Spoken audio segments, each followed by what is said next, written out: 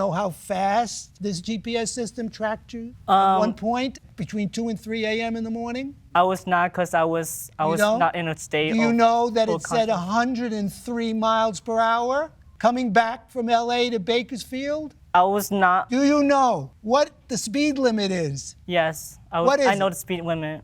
What is the It's speed 65. limit? 65. Now, I might be sympathetic to your point of view here, but doing 103 miles per hour.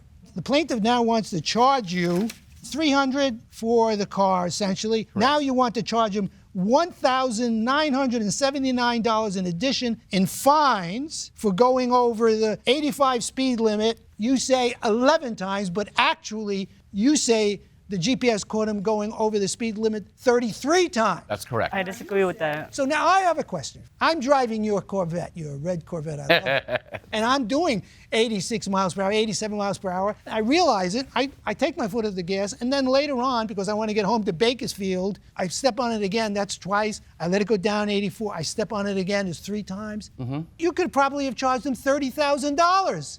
Could have, yeah. You could, $30,000. You think that's fair? Depends. What does it depend on? It depends on how far apart. I mean, if it went down and went back up, I'm not going to count that. But if it went down and you were down but who are you to have that power over the person that you say will have to pay $125 each incident? The person who owns the vehicle, and he made that decision when he pushed on the gas. I didn't. I totally get that if someone rents your vehicle, they start speeding, they get pulled over, they're responsible for this ticket. That's understandable. Yeah, absolutely. What's the logic behind penalizing for each occurrence, though, even if they don't get pulled over by cops? I want to understand that. Yeah, a couple things. It's not there for me to make money. It's there to have somebody respect my vehicle, and it does get rented out a lot. You know, I've probably How often? I would say since I purchased it about 3 years ago, it has probably gone out over 100 times. And how many of those individuals got slammed with all these vehicles? I would say less than 10. Less than 10? Yes, and usually what happens, like the last time it happened, previous to our defendant here, a gentleman rented it and then gave it to his kid for prom. Now, he didn't tell me that. You know, he decided to give it to his child, and the kid's 18, but the kid decided, oh my God, a Corvette, and he took off in it. But the father actually stepped up and said, I made the agreement, I was responsible, here's the fine. Okay, to you, Mr. Pham. Why didn't you read your contract? I did, but my interpretation is different from his. Well, no. In your answer, you said that the first time you ever heard about penalties was when you were turning the car over. But all of that was provided for you before then, right?